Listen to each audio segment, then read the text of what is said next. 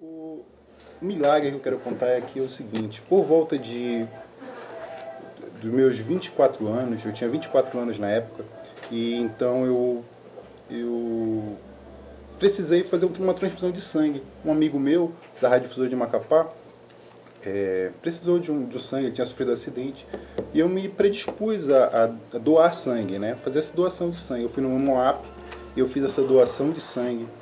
E depois de algum tempo, me ligaram do Hemoap, me pediram para me comparecer lá para algumas informações. Eu achei estranho, mas fui. Chegando lá, irmãos, no setor psicológico, já fui para o setor psicológico, me informaram o seguinte: você foi detectado aqui no seu sangue hepatite C. E nós vamos fazer maiores exames exatamente para confirmar essa contaminação por hepatite C. Então me encaminharam para o LACEN, né, o Laboratório Central. Lá repeti o exame e foi confirmado, né, o vírus da hepatite C no meu sangue. E eu fiquei pensando como. Eles me perguntaram, né, como foi, você já fez alguma transfusão de sangue? Eu me lembrei. Quando eu era criança, eu tinha 4 anos de idade. Eu tive uma enfermidade na perna chamada osteomielite, uma inflamação no osso. E essa inflamação teve que ser operado, cortou minha perna e eu precisei de uma transfusão de sangue.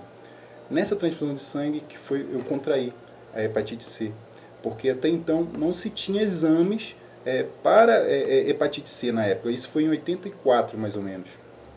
E quando eu tinha 24 anos, em 2004, eu descobri que eu era portador do vírus da hepatite C.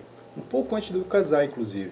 Isso me perturbou muito, com certeza. Eu fiquei perturbado porque, assim, é uma doença que não tem cura, né? Depois que ela se manifesta, é só tratamento. Ela evolui para cirrose, o fígado, e após isso, câncer, né? O período de incubação dela é de 20 anos, de 20 a 30 anos. Ou seja, se eu contrair com 4 anos de idade, no máximo 34. No máximo 34. No 34 ela no máximo manifestaria o câncer. Exatamente. Né? Então, com 24 eu descobri. Então, quer dizer, naquele e período. E aí criar teu filho, né? Naquele período eu estaria assim, já desenvolvendo a doença. Então me encaminharam para o CRDT, o Centro de Tratamento de Doenças Tropicais. Lá me deram um número. Esse número aqui que estou mostrando para o pastor. 136, hepatite C. Então era o número 136 dos casos de hepatite C confirmados aqui no Amapá. Lá eu comecei a fazer alguns exames e tratamentos com o médico na época, que aqui está o Dr. Ronaldo. E ele me orientou: olha, hepatite C não tem cura, só tem tratamento. Quando se manifestar que você vai poder fazer algum tipo de tratamento. Agora, por enquanto, só vai fazer acompanhamento. E eu, nesses acompanhamentos lá, me entristeceu muito. Assim, o fato de estar indo lá e naquele ambiente, realmente é um ambiente triste, né? Você vê pessoas doentes, pessoas debilitadas já. No meu caso...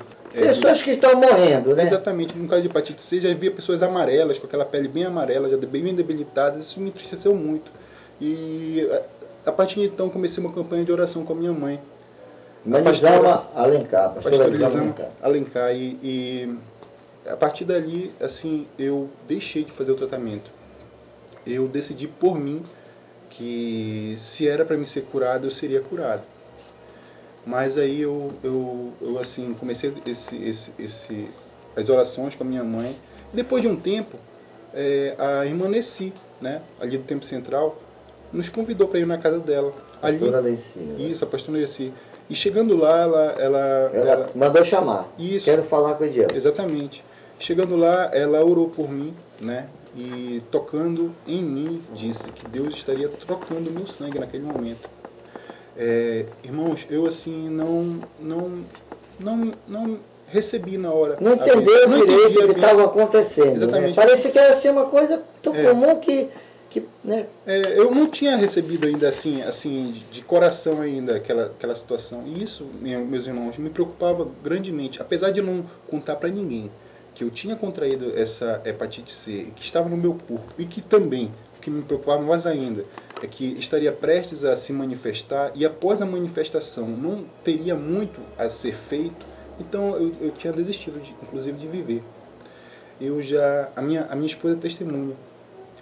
Incontáveis vezes já falei para ela, eu falava para ela assim, olha, estuda, faz um concurso público. Eu nem sempre estava preparado para morrer, né? Eu já tinha eu estava conformado com isso, com a minha morte, entendeu? Mesmo eu não contando para ninguém, eu já estava conformado com a minha morte. E isso, assim, eu preparando já até a esposa, olha, né? Preparava minha esposa. Vou morrer, porque eu tenho essa doença. Aprenda a fazer as coisas, assim, eu contava, olha, eu nem sempre vou estar por aqui, então eu ensinava ela. Mas ela sabia que tu tinha contado que tu estava com esse problema. Ela sabia, né? Já. Então, só a tua esposa sabia desse conflito que estava dentro da tua mente, né?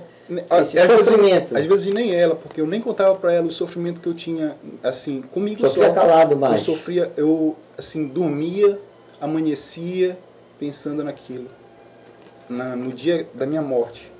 Eu sinceramente, eu estava ruim, assim. Eu tô vendo assim, aqui, ele tá chorando. É uma coisa tão real que o Edielson, eu nunca tinha visto. Ele é duro, eu conheço esse meu irmão. Eu vi esse menino nascer e crescer. Então, eu nunca vi ele chorar. Ele apanhava e não chorava. O papai dava mais pomada e tal, mas ele não chorava. Aqui ele está chorando. Sabe o que é isso? Poder de Deus, meu irmão. Unção de Deus. Então, irmãos, assim... Os documentos, tudo aqui na mão. Tá aqui, ó. Laudo médico. Então, assim, na verdade, eu tinha uma vida tranquila, mas isso não me bastava. Meu coração era aflito. Eu tinha um bom emprego, eu tinha um bom salário. Carro próprio, casa própria. Eu tinha minha esposa. O sogro que é gerente de um banco renomado aqui, conhecido. Minha mãe pastora, pais pastores, irmãos pastores. Mas minha vida, por conta da minha interiormente havia um grande sofrimento, uma aflição muito grande. Então, para vocês verem que dinheiro não vale nada. Dinheiro, nem ser irmão de pastor, de apóstolo, não vale nada. Né? O que vale é a paz de espírito. Né? Exatamente. E a misericórdia de Deus na sua vida. Nem você sabe que você já era crente, salvo, nunca se desviou, mas tinha precisava de uma forte cura, de uma libertação. Exatamente. Aí Deus vê o teu sofrimento, revela para a profetisa lá, né, Amanhecer, manda te chamar, isso. Jesus te cura, Yeshua te curou, exatamente. Deus troca teu sangue, e você não acreditava. E olha aí, eu nunca fiz exame, apesar de ela ter pedido depois da oração para me fazer exame, para confirmar, eu nunca tinha feito exame, porque eu não acreditava ainda. Então, após eu ser chamado recentemente para assumir um cargo na Secretaria de Turismo, lá tem muitos evangélicos lá. Lá eu pude ouvir de irmãos milagres e maravilhas que Deus tinha feito na vida deles. Eu ficava pensando comigo, Senhor, será que na minha por que comigo não? Entendeu? Por que comigo não? Porque na minha vida não acontece isso. Então isso me deu forças.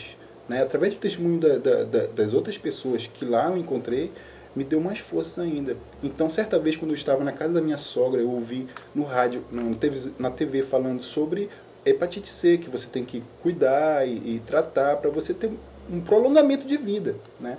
Então, assim, eu já era pai.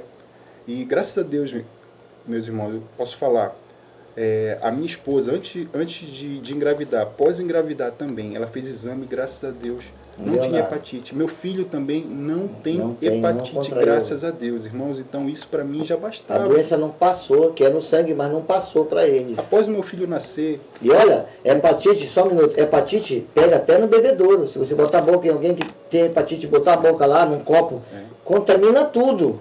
Né? No caso da hepatite C, ela só é transmissível por transfusão de sangue ou por contato sexual.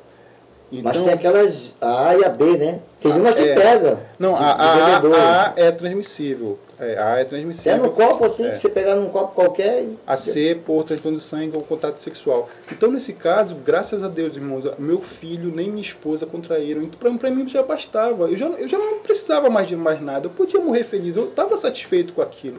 Mas, ao ver meu filho... Mas isso é ignorância, né, mano? Mas assim... A pessoa que acha, eu vou morrer. Não. A gente tem que lutar para viver. Eu já estava conformado, brother. Sabe? Eu estava conformado com a minha morte. Então, mas assim, quando eu olhei para meu filho, eu disse, não, eu quero ver meu filho crescer. Eu quero ter oportunidade de ver ele crescer, de ensinar e compartilhar isso com ele. Eu fui na frente do laboratório, tá aqui os exames. O primeiro exame que eu fiz foi esse MedClean. Eu cheguei lá na frente e eu fiz um desafio ao Deus, assim como um desafio forte, um desafio assim com fé. Eu disse, Senhor, se Tu é Deus, que aquele que curou no passado, Tu vai me curar hoje, Senhor. Então esse desafio eu fiz ao Senhor. E aí fez o exame. Quando eu fiz o exame, no outro dia eu fui pegar negativo. Eu não contei para ninguém isso.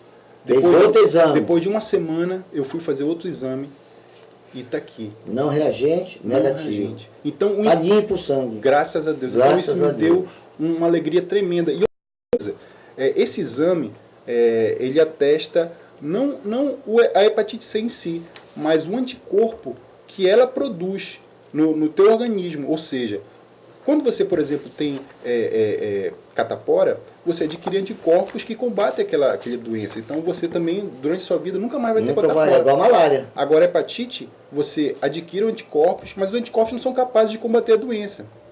Nesse caso, eu adquiri os anticorpos, né, no passado, e por isso que foi atestado.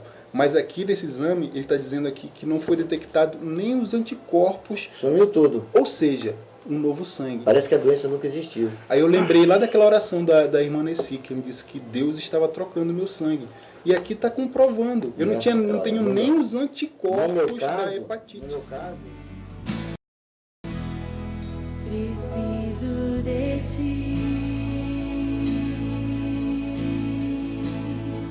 Preciso do